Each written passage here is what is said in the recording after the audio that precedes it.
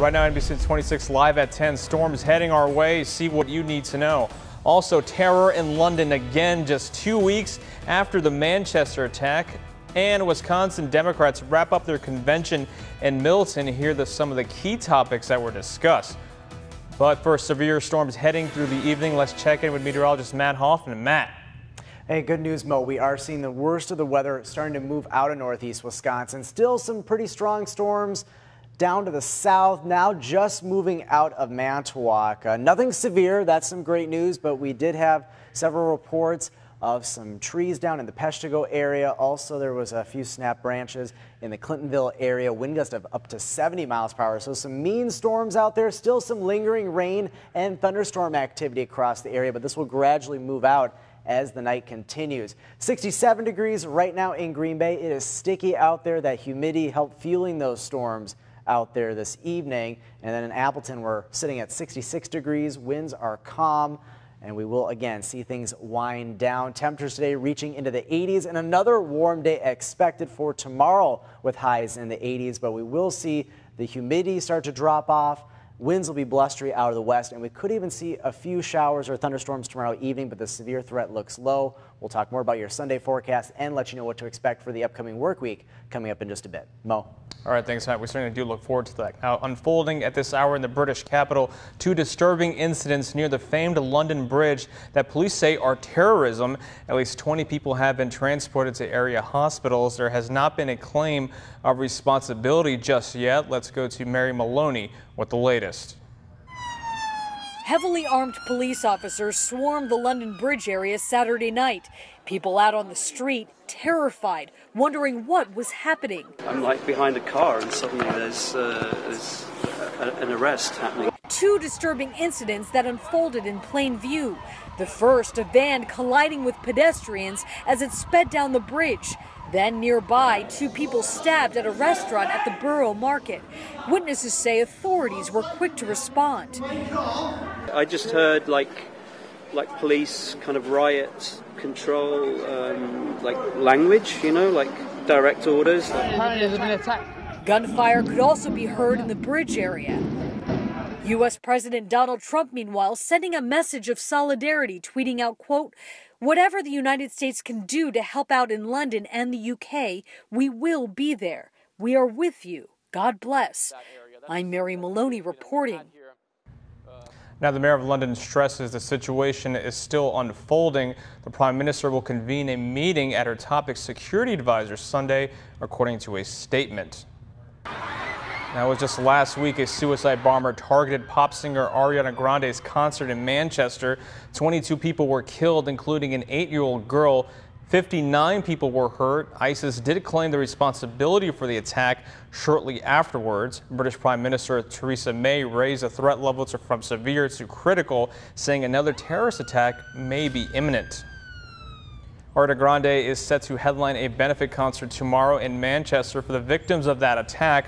She'll be joined by such stars like Justin Bieber, Katy Perry, Miley Cyrus, and Usher. More than 100,000 people are expected to attend. So far, no indication that the concert may be canceled due to tonight's event in London. And to stay connected with us, breaking news from local developments to international stories, download the WGBA News app. It's free for your mobile device. Now, back here in the States, thousands of protesters from coast to coast took to the streets today, united in the March for Truth protest. Organizers are calling for an independent commission to investigate Russian interference in the 2016 U.S. elections and possible ties to President Donald Trump. Those protests in the nation's capital were met with Trump supporters who are backing the president's decision to pull the United States out of the Paris Agreement on climate change. People are getting upset because Trump is actually following through with what he said he's going to do, which is putting Americans first. Now, the president's supporters are glad he kept his campaign promise to pull out of the agreement. He said it was bad for America. Also happening now, Wisconsin delegates are looking for a stronger leadership before the next election in 2018. They're using their voting power to make that change happen at the Democratic Party of Wisconsin State Convention. NBC 26's Shara Taylor was there and spoke with the party leaders today. Members of the Democratic Party of Wisconsin are voting to increase the strength of the party before the 2018 election. Wisconsin Democrats are deciding leadership for the party for the next 2 years. This really sets the tone for what we're going to do in 2018 specifically. They have problems in their counties and statewide they want addressed. People are worried about lead in their drinking water. They're worried about the quantity and quality of their drinking water. They're worried about their schools. They're worried about their roads. I believe that health care is a human right. And right now there are 2.4 million people under the age of 65 in our great state that have pre-existing conditions. And at the federal level, they voted against all 2.4 million of them. A Winnebago County delegate says they need to create a message that resonates with working class people. For example, paper mills hit hard by layoffs. The economy hasn't really grown for them. Their wages have been stagnant. A lot of their unions have left. Some are hoping new leadership is the answer. We've been involved in the party since 2001, so I'm coming to, make sure we can retake some assembly and senate seats and fight Scott Walker as governor. Some are taking initiative, running for a committee position. Last election was really devastating for Democrats, and at first I was really angry about the results, and then I decided that I needed to get busy actually doing something so that we wouldn't have to see these results ever again. Delegate Penny Baker says they need help from party members. We need people that are going to turn out to vote so we can elect a Democratic governor next year, so we can re-elect Tammy Baldwin next year, so we can re-elect Democrats up and down that ballot. But we need the party's help to do that. Democratic Party members are hoping to build the organization by knocking on doors, fundraising, and research. Keeping you connected in Madison, Shara Taylor, NBC 26. All right, thanks for that report, Shara. Today, Martha Lanning was re-elected as Wisconsin's Democratic chair. In NBC 26 follow-up, the suspect in a standoff with Menasha police is still at large. This all happened yesterday when police pulled over a vehicle on the 1100 block of Geneva Road. They say a man took his 2-year-old child into a nearby apartment. Officers discovered the man had a fake name and had active warrants. Now, they tried getting him out, but the suspect refused. Police did get to the 2-year-old out by getting a ladder to the second story of the apartment. Now, please contact the Menasha Police Department if you do have any information. A woman is killed crashing her car in Manitowoc County just before 7 Friday evening. She is identified as 28-year-old Shayna Lexshire. The coroner reports she was pronounced dead at the scene on Louis Corners Road, south of County Highway XX in the town of Schleswig. She was not wearing a seatbelt. The accident is still under investigation. Still ahead on NBC 26, the old gunslinger returning to Wisconsin. This time he's on 2 wheels. And the thunderstorms hitting parts of northeast Wisconsin. But when is it all going to calm down? We'll have that answer in weather.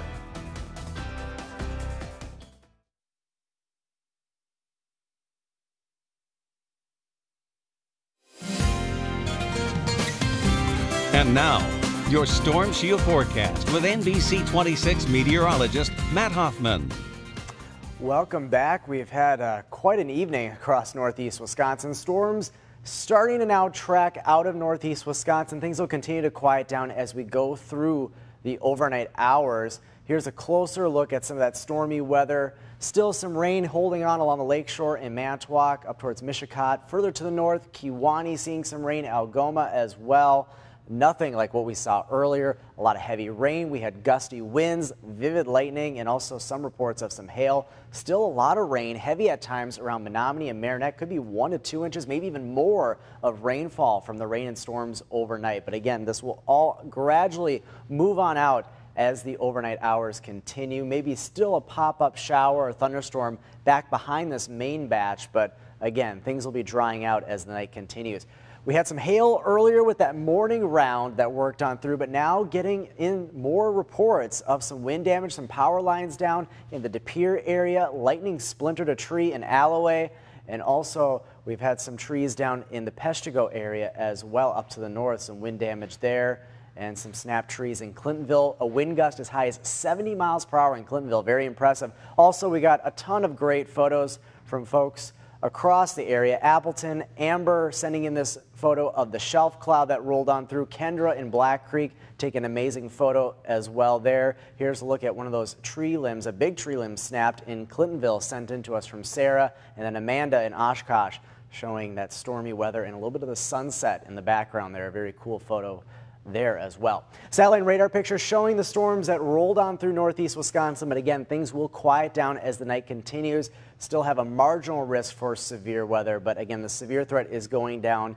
quite a bit. The storms will continue to move on out, so will the wet weather as we head through the overnight hours. And then starting out tomorrow, a lot of sunshine, very quiet out to start your Sunday. Right now it's 67 in Green Bay, very sticky, dew points in the 60s, helping to fuel those storms out there this evening. 66 right now in the valley. Temperatures around the region warmer to the south where we didn't get any of the rain. Oshkosh 71, 76 in Fond du Lac, and 72 in Sheboygan. Everybody else in the lower to middle 60s. Winds fairly light out there right now. Dew points still very sticky. It's going to be a muggy night with dew points in those lower 60s to even upper 60s. So still pretty humid, but those dew points will gradually drop off as we go through tomorrow. But it will be another warm one tomorrow. We'll see sunshine, a few clouds at times. Highs will climb into the 80s across northeast Wisconsin. Those dew points, again, gradually dropping as we go through the day tomorrow, and then on to Monday. Some drier and cooler air works on in for your Monday. Here's a look at SkyCast as we head through tomorrow. A good amount of sunshine. We'll see some pop-up clouds and then the chance of a few showers or a thunderstorm tomorrow evening, but the severe threat, not expecting any of that. We'll start off with some low clouds and fog on Monday, then increasing sunshine, cooler Monday with highs in the lower 70s as opposed to the 80s. So those scattered storms coming to an end. Then tomorrow, mostly sunny, warm and windy. Highs will climb once again into the 80s. And then we'll have that chance for a shower or storm tomorrow evening. Monday and Tuesday, cooler, lower 70s. We start to see that warm up as we head towards the middle and end portions of next week. And with the warm up will come some more storm chances Thursday and Friday. So yeah, a wild evening of weather, but it is quieting down now for tonight. That's a good thing. We didn't have to go through it that long. Yeah, it wasn't too long, but yeah, so at least things are calming down. Tomorrow still looks a little promising, you said? Tomorrow looks great. Lots of sunshine. It should be a nice day. All right, awesome. Well, thanks so much, Matt. We'll still head on NBC 26 Live at 10. A Packers legend you may recognize a little bit heading back to Wisconsin. See why. Welcome back. First annual Sun Drop Day is kicking off this weekend in Shawano. Organizers say it took 2 years of preparation, and you can expect a lot of food, fishing, kids activities, basketball drills from former Duke and Minnesota Timberwolves player Christian Laettner. A lot of people, though, are looking forward to jamming out to some good music. Now, if you do want to catch it, you still can. It goes on until 9:30 tonight. I think the music and just being around all of the citizens of Shawano and getting to see how they're enjoying the event. But the music is what I like. Now again, if you do want to go ahead and still catch it, it goes on until 9:30. Well, it actually just ended a little while ago. A soggy, stormy morning couldn't stop determining bicyclists from taking part in the 28th Mac Fun Trek 100. It's the organization's biggest fundraising event of the year. Now, among those riding this year are former football and baseball star Bo Jackson and another name you might be familiar with, Packers great Brett Favre. Happy to be a part of it and happy that John has us back. How far are you going to ride today? I think 150, something like that, give or take. All right, so if anyone wants to do an extra 50 after you're done, line up with Brett. Of course, Favre was in Waterloo to aid the Mac Fund. Now, when we come back, 2 grand slams in today's Brewers game, plus another handful of home runs down in Appleton for Jordy Nelson's charity softball event. Your look at sports is after the break.